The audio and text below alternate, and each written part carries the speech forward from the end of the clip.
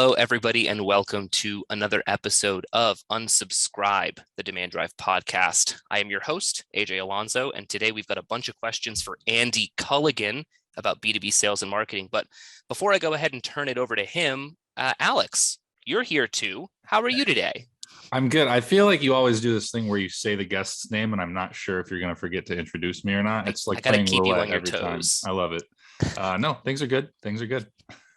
Always good to hear. Our guest, Andy Culligan, I'm very excited to chat with him. He's got a wealth of experience in the B2B sales and marketing space, acting now as a fractional CMO and CRO for a bunch of different organizations. So Andy, why don't you go ahead and introduce yourself to the audience for anyone who doesn't know you or what you're all about. Give us a brief history of who is Andy Culligan. All right, cool. Yeah. So thanks for having me on, guys, AJ and Alex. Of course. I have been in the tech space now for nearly a decade or so. Prior to that, in a number of different industries. So I've been doing some level of sales or marketing since I'm the age of maybe 13 or 14 years old. I was, I started doing that. I was always interested in sales.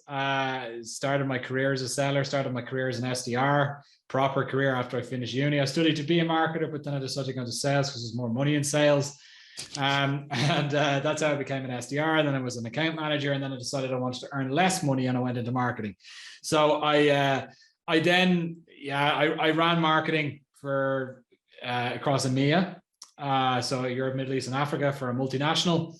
Did that for a bit of time, and then after I learned quite a lot there in terms of marketing automation, lead generation. So I was looking after Marketo. I was like the global go-to person for Marketo, and this was back in like 2011, right, when Marketo was really in its infancy. Most marketing automation platforms were in their infancy, right? The reason behind that was, by the way, because I built my own marketing automation platform before with a developer back in like 2007, 2008. Wow. Because we couldn't afford one, so we built an email marketing tool. We basically it was a piece of shit, but it worked, right?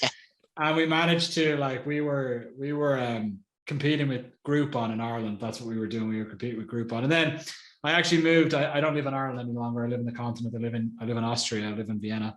And then I joined that multinational. And then following a couple of years there, becoming an expert in Marketo, lead gen, and so on, I then joined a company called Amarsis. And Amarsis is just recently acquired by SAP, but I was the global director of demand gen there for a number of years. And then I learned how to really build out a marketing team, understand how it works in a large tech company, focus on annual recurring revenue, which the recurring revenue SaaS model I wasn't used to at all. I had no experience in it before moving in.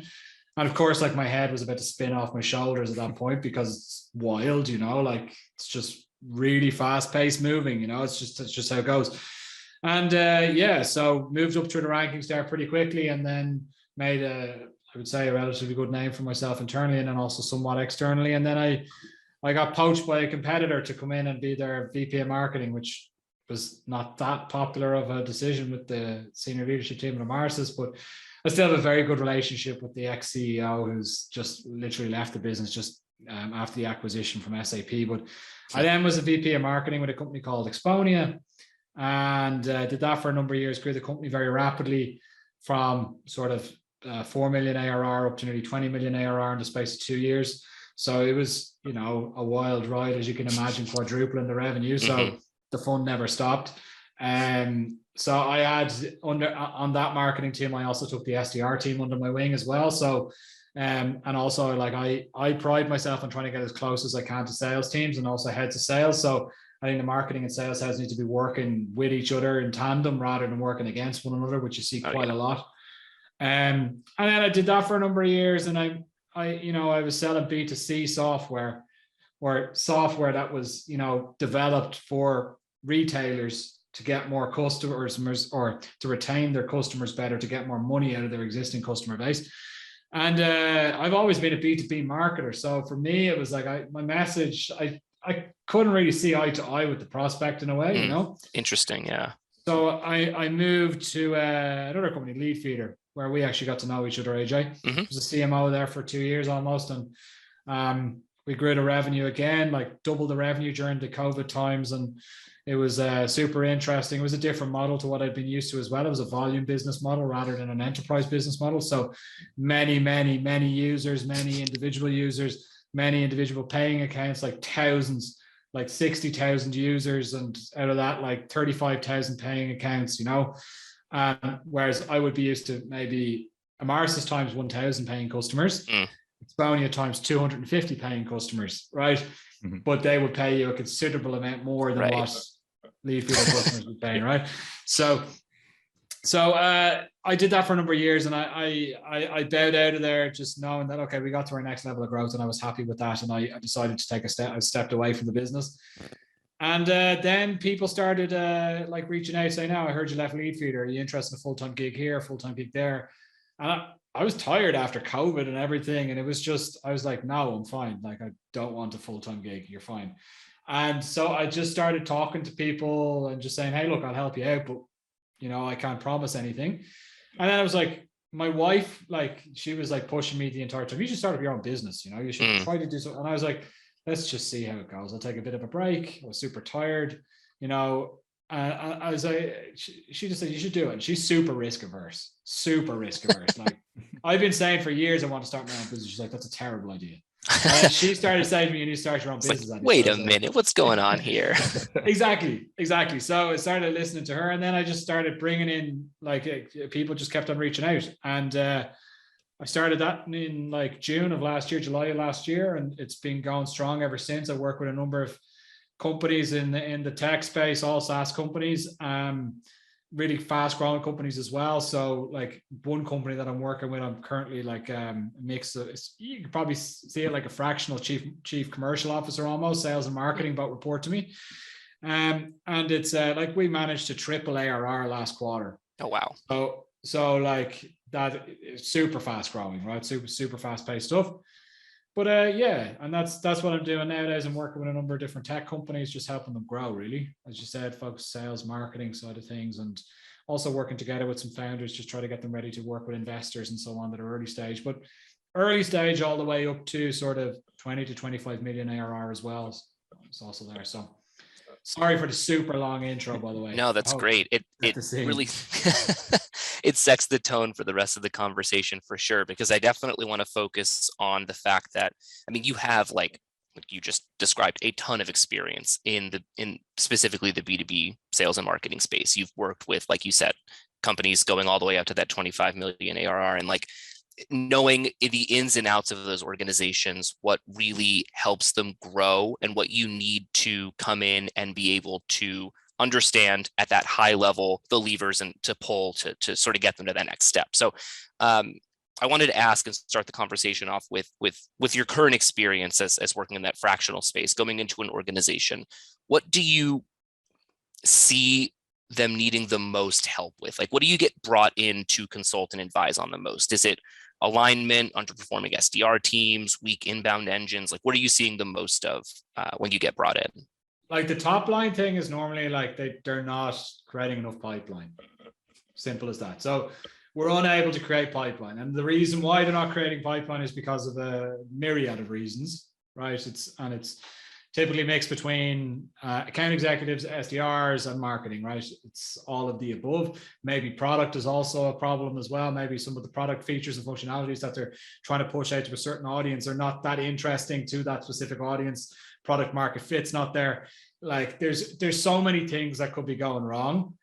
But it's the top line problem is normally we're unable to generate demand, or we're not generating demand, or we've promised our board X that we would generate this amount of demand, and we are unable to generate that amount of demand, or investors are making us generate this amount of demand, which is normally insane when you're getting involved with VCs anyway. And then they're like, oh shit, this is incredibly difficult to do, especially if you don't know how to do it. Or they can't find a senior marketer to help run it, because the market right now is super hard to find people. So like, it's a mix of all of the above, I would say. So when you do get brought into these organizations and they're saying, like, we just don't have the pipeline to hit the goals that have been put in place, what are some of the big fixes that you tend to go to immediately, knowing what you know about the organization. You're brought in fresh, basically, with a new perspective. What tends to work for those types of companies? So it depends as well. Sometimes what I see is when you first come in, they don't look at the pipeline. They don't realize the pipeline is a problem for them. They realize that they're not making sale, right? They're not selling anything, or they're not hitting their targets when it comes to revenue. So like I would normally come in and tell them that they have a pipeline issue. And this is normally like a hard thing for them to swallow. But really, I don't really give a shit, because like I don't have this like political landscape that I'm trying to navigate, which you have if you're a full-time employee. So I've got no problem in saying to a founder, like, you're not going to hit target this year because your pipeline's not there. Well, that's what they pay you for, right? Like, they want you to come in with that perspective. Exactly. And your question is, how do you fix it? Well, first of all, you need to look at the reasons why. So why is the pipeline not good? There's normally, I would start with on the marketing side, like, what's happening. So what are the marketing team currently working on? Like, what are the things that you're doing? And in a lot of cases, you see that the marketing team are somewhat chasing their tails, and they're not focused on things that are actually going to lend towards pipeline creation, right? Examples, right? Think of like they might be running campaigns. For example, go to LinkedIn, right? Very simple example. One company I was working with, on LinkedIn, they were trying to run lead gen campaigns, but didn't fully understand the full scope of what you can do on LinkedIn, right? In terms of lead gen. So for me, it's just like, if you want to get leads from LinkedIn, you need to be running lead gen ads. As in, you don't push somebody away from LinkedIn when they're using LinkedIn to download something. So it's an extra click, which automatically cuts your conversion rate, right? Right. Instead, keep them in the platform and get the details directly sent via the platform. So if you think about it, you click a lead gen ad, form will pop up within LinkedIn. You press submit, it basically submits your LinkedIn details, and then you get whatever piece of content in return for that. Instead, they were pushing people to an external landing page, which was pretty shitty. Anyway, that's a different story. They were pushing them to an external landing page and getting people to download from the external landing page. So you're basically getting people to jump through a couple of hoops before they give you their details. And that's not going to work, right? So like, it's just typically like loads of these low hanging fruits where you can go, okay, improve that, improve this, improve that, improve this. Depends on the business model. Volume business model is going to be different to an enterprise business model. On the volume side, you could be looking at things like site speed, for example, and conversion rate that's happening on your website, because that's very transactional in a volume game. You need to be upping your conversion rate on your site in order for people to actually give you money. So it's typical, like, for example, a lead feeder, we were very focused on conversion rate optimization on the site, because we needed to push signups to the product, trial signups after a 2-week free trial. Then they would go and purchase the product, right? Think about it in that way. If you're driving traffic, get them to convert, get them into the product, and the product converts them. Okay. The enterprise side, it's different. There's lots of different areas, but that's on the marketing side, just understanding really what the marketing team are doing and how they're tracking success, and that their success isn't tracked on vanity metrics. Like, oh, we launched a campaign that brought in 2 million impressions. Okay, who gives a shit? Yeah, exactly. Right. And then I would look at, if there's an SDR team there, I'd also look at the SDR team and what they're doing. And I talk to every single SDR to see if they're a good SDR or a bad SDR. That's, like and a good SDR is somebody that's got one of these in front of them the entire time, religiously taking notes, got a pen in their hand all the time. They're asking questions. They're curious. They're wanting to get better. They're, you can see from their cadencing that they're doing that they understand the prospect. They're personalizing their messaging. They're using varied channels when it comes to messaging. They're not trying to automate everything, and they're not telling any excuses, right?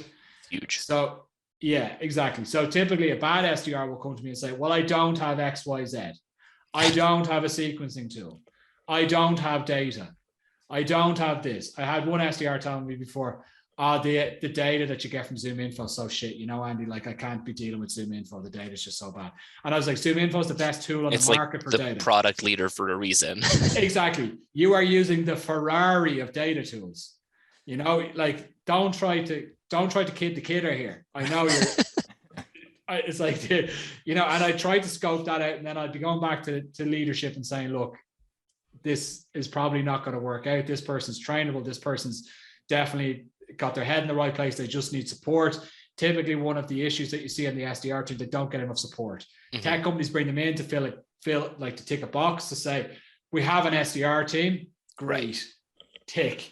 Yeah, they're just glorified appointment setters. You're not supporting them in any capacity. They're just a body to pick up a phone. Exactly. And typically what you see is the first couple of hires in the SDR team as well are important, because you get, what I see quite often is that people say, okay, let's hire an SDR. So they hire somebody and it's like, well, who's that person reporting to? Oh, they'll report to like the VP of sales, whatever. VP of sales. They've got plenty of time to handle that. Yeah. Running around like an absolute lunatic trying to get everything sorted. And typically the head of sales is also trying to close deals and open deals and carrying the team on their back. And you don't want to have another SDR, which is essentially like the youngest, like most junior member of the team, probably, right? So you need to hire a senior SDR, or at least somebody that's a leader within that team, to be able to bring more people underneath them. So my advice normally is to try to hire somebody that's just before getting a promotion to like SDR leader.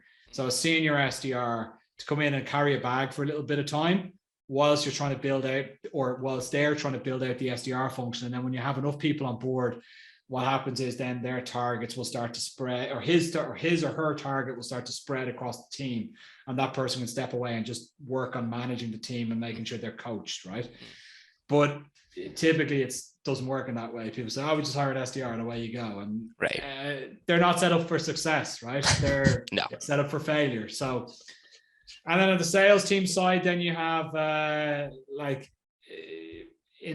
in many tech companies, they need to start creating their own pipeline as well. And there's a certain amount of pushback on that from AEs when they get to an account executive position, that they're like, I don't need to do my own cold outreach anymore. I don't need to interact with my prospect anymore. I've graduated out of this role in some capacity.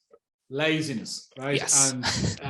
But the best AEs I've ever worked with will never, ever, ever depend on anybody else to populate their calendar. That's their mindset. I don't need somebody to populate my calendar. What if 1 week it doesn't work?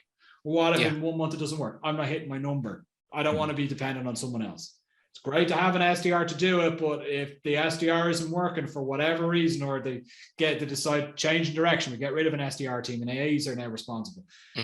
You know, the best AEs I work with were the ones that were able to be full cycle, right?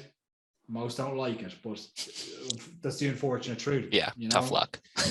And yeah, so like I would really dig into everything that's happening, understanding the numbers, understanding each region that they're trying to get into, understanding why some of the things that they're seeing aren't working. And it's normally because they're overcomplicating it and just not thinking through things, like moving too quick, but not thinking through it enough. And I've had the luck to be able to see lots of mistakes being made, and made a lot of mistakes myself.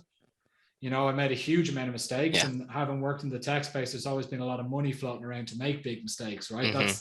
That's one of the things about working in the tech space. So now when I make a decision, or if I see something, I'm normally like 60 to 70% sure if it's going to work or not, rather than others that may be only 30 or 40%, right? Yeah. So because I've absolutely messed it up before myself. All right. It's the best teacher, making mistakes.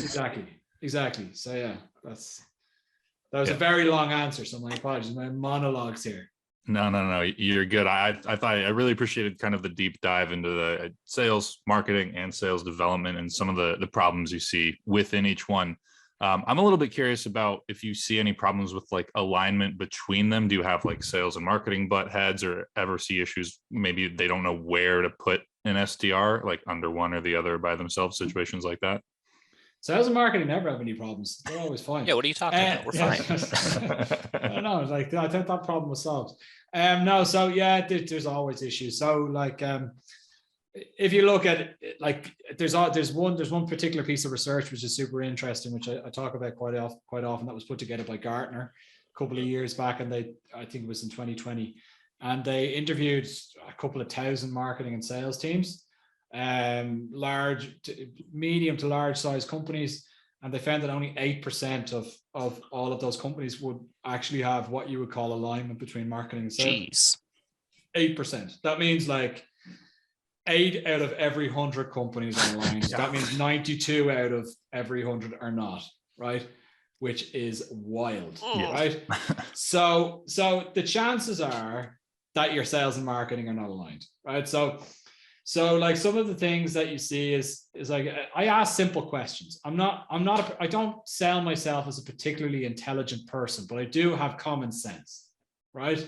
And some things for me, I think sometimes like, how is this not clear to people? You know, like common sense. I think common sense does not prevail all the time. Unfortunately. Like, yeah, exactly. And common sense to me is, how do you start aligning sales and marketing teams? Well, do they actually talk to one another? You know, like, do you talk to your marketing team, or do you talk to your sales team? And one of the first questions I would typically ask the marketing team is like, how often, I do this individual marketers, how often are you speaking with your sales counterparts? When do you have your one-on-one? And first of all, the answer to question one is, how often are you doing? Well, we had the company catch up there, like, you know, in summer, where we all got pissed and had a great time. And our quarterly yell at each other meeting. Exactly. It's typically like company catch-ups, whatever. And yeah, we all had, you know, we all got drunk together and had a great time. And, you know, I got a great relationship with Bill or Jen from sales, you know, because we got drunk and had a great time, right? It's like, okay, when was that? It was like 6 months ago. So when are you planning on meeting them again? Oh, we have the Christmas one coming up, you know, so I'm probably going to speak with them, get drunk with them there.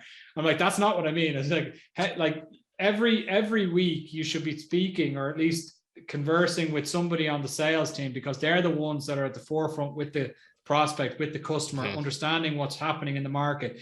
They should be conveying information back to you. I'm not saying be their lapdog, but I'm saying that you need to be able to interpret what's happening on the outside world, rather than us coming up with something ourselves and going like, they're going to love that.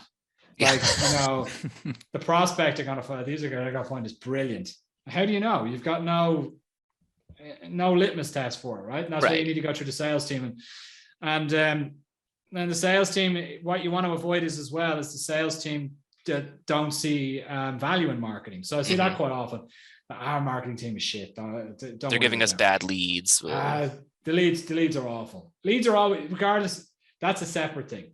We'll talk about that in a minute. Let's get back to that. So I'm gonna write this down. Leads equal bad.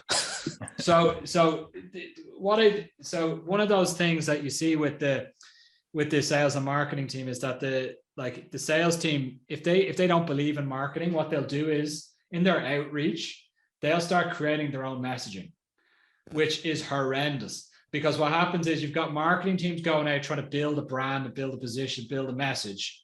And the sales team are like, we don't agree with that, so we're just going to go out and build our own. And every salesperson basically builds out their own cadence and sells the product in a different way, which is bad, because what happens is they end up selling it. And where it really struggles is with customer success. Then when customer success are then trying to bring, trying to deliver the dream that the salesperson has sold, right, it ends in big trouble. So it's important that sales and marketing are aligned in that place. That's basic. And the leads are bad thing that you're talking about this is an interesting one, because I've always heard that. Right? It's like, what do sales teams need more of?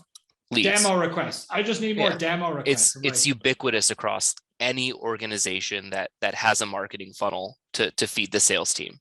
100%. But they don't. But the problem is, they don't know what good and bad look like, because they're not in this world, right? Mm-hmm. So we know, like, if you're using a traditional lead gen model, whereby you're doing broad top of funnel, and then you're bringing things down to what you're calling marketing qualified leads, sales qualified leads, etc., as opposed to maybe an account-based marketing side of things, which you probably turn the funnel upside down and have it tailored, or very, very laser focused, right?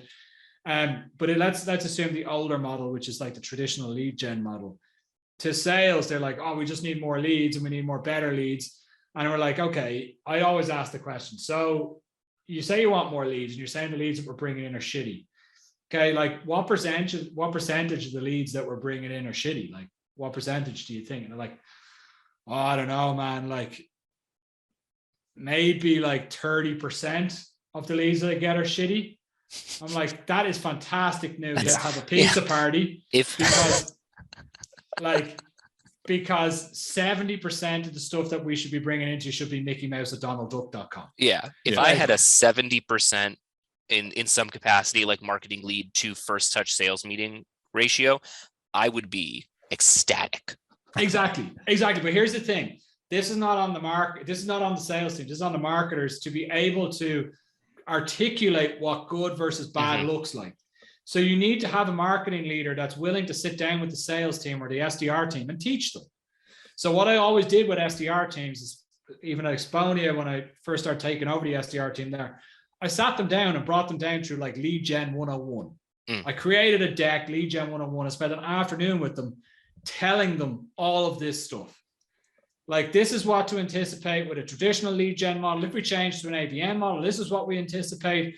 This is what lead gen is. This is what demand gen is. This is what ABM is. These are marketing channels. This is paid versus organic. This is how you get better SEO. I basically brought them through marketing 101 because they didn't know it. Right. And it's impossible to expect a lot of, you brought this up before, SDRs are often junior. They're probably the youngest person at the company. They typically don't have a degree in sales or marketing. So they're coming in blind in terms of knowing all of this stuff. They just get tossed into the fire. And if they don't have this education, they're not going to know what to do with it. Even if they do have a degree in sales and marketing, what you won't find is there's no universities or anything that teaches lead gen. Lead gen demand generation is a new form, a new way of thinking, which is not really taught in universities. People, you learn it on the ground. Like, I studied marketing in the best marketing university in Ireland, and there was not one mention of lead generation. It was all FMCG bullshit. Yeah. You know, it's like, it's just not taught. Maybe nowadays it's better, but back then at least wasn't taught. Crazy. Yeah, I think it's interesting that you, and to your point, you know, you get brought in now as this unbiased third-party individual to do a lot of the stuff that you had been doing previously as the head of marketing at organizations. But to your point, it takes that person who really understands that, like, I, as a leader in the sales or marketing team, need to take the responsibility to teach and show and educate and help the people on my team get to where we as an organization want to go. And more often than not, they just get, and you brought this up in a LinkedIn post recently, I thought it was brilliant. They get these numbers given to them by leadership to say, hey, we have to hit these numbers. We have to close X amount of dollars in revenue. And to do that, that means we need X amount of activities from the SDR team, or we need X amount of MQLs from marketing. You referred to the phenomenon as bullshit targets, in the fact that, like, these are just pie in the sky numbers that we need these because these are the numbers that we need. And then they get trickled down to the teams. They don't have the education to understand, okay, why is this the number that I have to hit? How can I get there? What am I being supported? How am I being supported to get to that number? That doesn't exist. You just have to hit it. What advice would you give to an organization that has bullshit targets in place? And how can they sort of course correct and make sure that, like, what they're giving to the reps makes sense, and how are they supporting them to get to the numbers that make sense overall for the organization?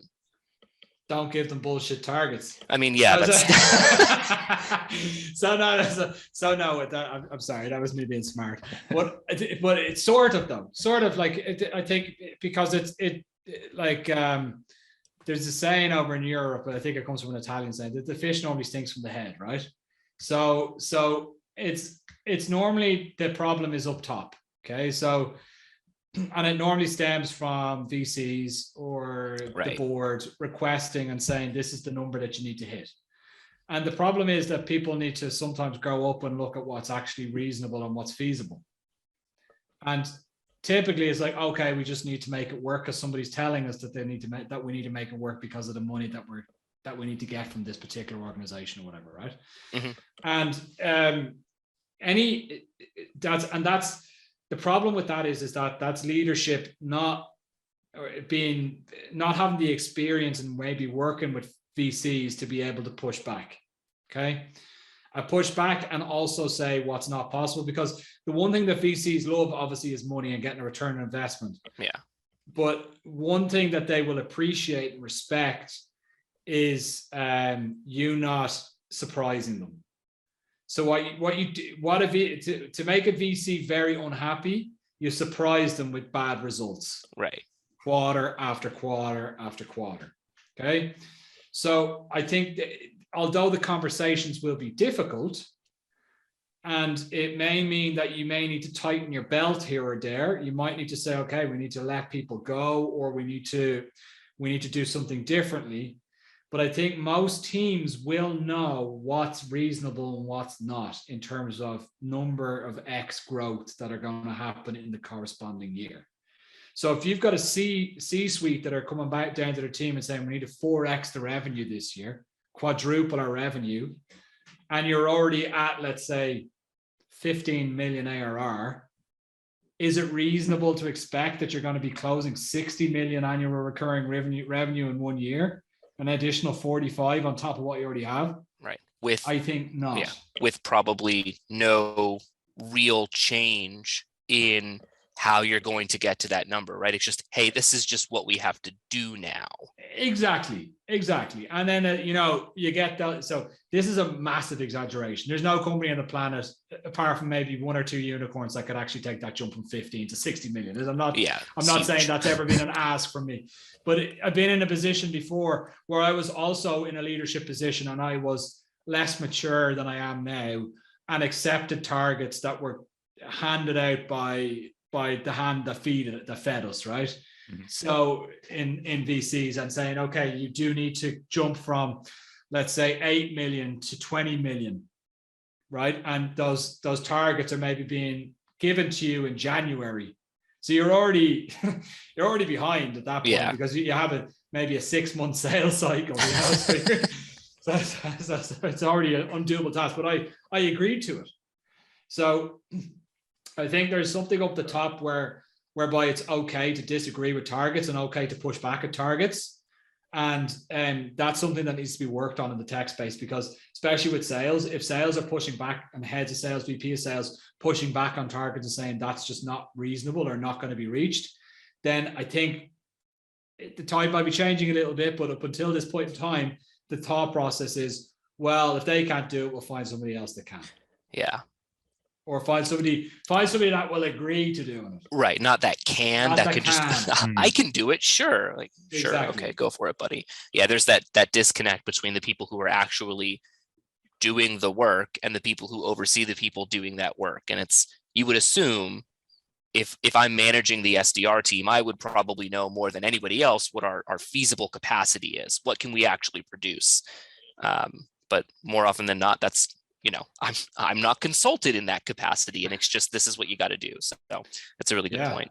I think it's just immaturity at leadership, because you've got like people that are founders of companies in leadership positions that haven't done it before, which you don't get in traditional industry, right? So in tech, because there's a big startup scene in tech, you've got people in their mid-20s that find themselves as a CEO of a company that's got 300 or 400 people work, and they're dealing with VCs. And VCs, to be fair, as I said, a VC will listen to you. If you say early on, hey, like, I don't think this is going to work. Like, I don't think we're going to be able to hit that growth rate. We're not going to be able to do X, Y, Z. Then they will say, okay, that's great that we're actually having this conversation now. But if you agree to it as a founder, just like, just give me the money, we'll find a way, which happens a lot of the time, then the VC are going to end up pretty pissed with you at some point in the year when you're 70% behind target, right? It's as I said, they don't like surprises. Yeah, and it also seems like there's maybe a misaligned goal. Like the reason that the founder or CEO might not want to push back is because they're scared of getting less money, and it's possible that the VC will give them less money. So it's also understanding how your expectations as a founder who's building the company are related to the goals of the sales and SDR teams, right? Like, is there often misalignment there too? Yeah, so I don't think they're even thinking about the sales and SDR teams, if that's what you mean. So they're not even, that's an afterthought. That's after they agree to how much they're going to grow by. Then they say, okay, sales SDR marketing, you need to make it happen now, right? But it's I think the tide is changing somewhat. I think a couple of years back, I think it was very much focused grow no matter what. And I think things have changed now that organizations are more focused on profitability than they ever have before in the tech space. Because I think people started to realize this is a big bubble that can really burst at any time, because like there's so much money floating around. There's so much venture capital money floating around. It's like really like tech startups are coming and going all the time. We don't really care about their cash burn. All we really care about is how many logos they're bringing in, and then we'll worry about the cash burn somewhere else or at some other point in time. And basically, like I read an analogy about it before, is super interesting, and that basically the way that it was working up until not so long ago was with large corporations or large tech startups. Let's take Twitter as an example. Like Twitter had a multi-billion-dollar valuation, multi-billion-dollar valuation, and was not even profitable. Yeah. So what do you get with that? You get people coming in investment rounds, handing over cash for stock. The stock price is going up. People get the stock. What happens then is the investors from the previous round bow out with their cash and go, thank you very much. And basically what you're doing is you're passing this baton along and along, keep on going down this like path until you get to a point where something from the market breaks. There's an external influencer of sorts that nobody can foresee what it is, but global crash, for example, or the .com bust that happened in the year 2000, right? Nobody foresee that thing happening, right? Something happens on the outside, an external trigger, which basically just topples the whole thing. And there's somebody left at the end of the chain holding the baton being like, I just invested a couple of billion here. When am I getting that back? You're not. Yeah. But all these other guys got it back. Oh yeah, absolutely. But you're not getting shit. Yeah, you were too late. Sorry. Exactly. That's not how business works. You know, like that's not how traditional businesses worked. You know, so I think the conversation that I've been having with a lot of venture capitalists, which is actually a very mature conversation, is, hey guys, like we want to see the growth, but when is that growth meeting that profitability, and how efficient are you being? They're looking at efficiency metrics like your lifetime value to customer acquisition costs. Is that at a strong point? The cost of doing sales. Are you hitting things like, is an SDR or a salesperson paying themselves off 3 times in 1 year, right? So whatever they're bringing in needs to be 3 times what their salary is. So that's an efficiency metric that you should be looking at. And they're very much honing in on those things nowadays, whereas 5-10 years ago, it was like, how many more logos can you put in the wall? Yeah. So sorry, we went off track there a little bit, boys. No, that's fine. I know we're actually running up to the end of our time, and I do want to finish with one question specifically for you, because I've been following you on LinkedIn for a while now. I know some of our audience probably has seen some of your posting. You end every single post of yours with "Go get 'em." When and why did you start doing that? I think it's a fun little like branding thing that you do, but I'm curious to hear from yourself as to why you did that. I don't remember, if I'm being very honest with you. I could come up with a complete nonsense answer for this on the spot, but no, I actually don't remember when I started that. And I've got little catchphrases, right? And it's just something that I found works really nicely for me, and they catch on to other people as well.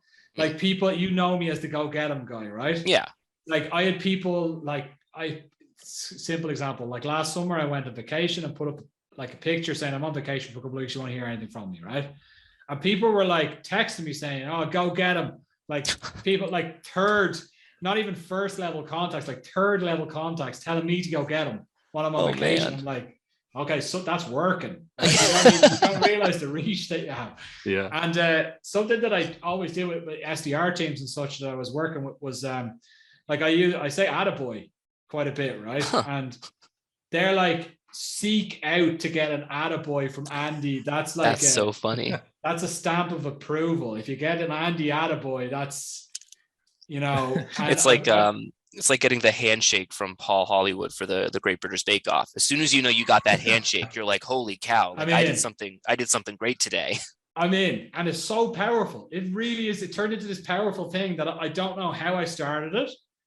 But I was just like, I really can't remember, but it turned into another one of those phrases that I didn't use for everyone and all the time, because it was like, I needed to be like taking care of it a little bit so that I wasn't like blowing out attaboys to everywhere. Right. But it was, and people actually took it. I was like, wow, like like, this is, oh, great, I got Andy's attaboy today. And I'm like, it's powerful. So Like, what have I done? Again, exactly. It's just scary. So I don't know. I think just repetition when you're trying to create a brand is just really important. Mm-hmm. Like, you just need to keep on saying it again and again and again and again and again and again and again after that and again after that. And it starts to catch on, right? And but the go get 'em thing, I don't know. I really don't know how I started or why I started or yeah. AJ, you didn't scroll all the way back in his I didn't. timeline Yeah, I and didn't you'll go see when the past. first one was. I think a few. I honestly, like, I remembered seeing it and I was like, yeah, like, he ends with go get 'em. And then I was like, what if I go back like 13, 14, 15 posts? Are they all in there? And I'm like, yeah, I'm not going to keep going. They're all here. 15 for 15 is good enough for me. They are all there. Yeah. Like, I always put it in. And my family are now taking the piss out of me as well, you know, like, they're like, oh yeah, look at you, go get them. Like, they're signing off text messages and everything to me, you know. All my mates back in Ireland are giving me a hard time about it as well. So you need to take a lot of piss taking as well for coming up with these things. But you know, for sure. But if it works, like, it's all worth it. That's what I say. So, like, another thing I start a lot of my posts with is yo. So yo sales leaders, yo marketers, yo sales, whatever. And I made him, I'm back in Ireland, just, it's all over that all the time. Yo. You know, he's like, yo, Andy, like, let me offer you some cool sales tips. He's in the entertainment industry, right? So he doesn't get it. And I'm like, that yo and attaboy and go get him has made me a lot of money. So, yeah. That's funny. Well, Andy, thanks so much for hopping on and chatting with us today. I appreciate it. If people want to learn more about you, see the yos and the go get 'ems, where can they find you online? Yeah, you can get me on LinkedIn, Andy Culligan, or you can go and check out my website, andyculligan.com. And yeah, that's it. Like, if you want something or need any advice, whatever, please just reach out. I'm quite available when it comes to LinkedIn. So if you need anything, just pop me a message. Fantastic. Awesome. Well, thanks again for hopping on. Remember to subscribe to the Unsubscribe podcast to get more sales development tips, tricks, and advice. And we'll see you next time. Thanks for watching this episode of Unsubscribe, the Demand Drive podcast. If you want less of those nasty unsubscribe emails in your inbox, go ahead and check out some of the content we have to the left, and make sure that you subscribe to Unsubscribe to keep your SDR team in tip-top shape.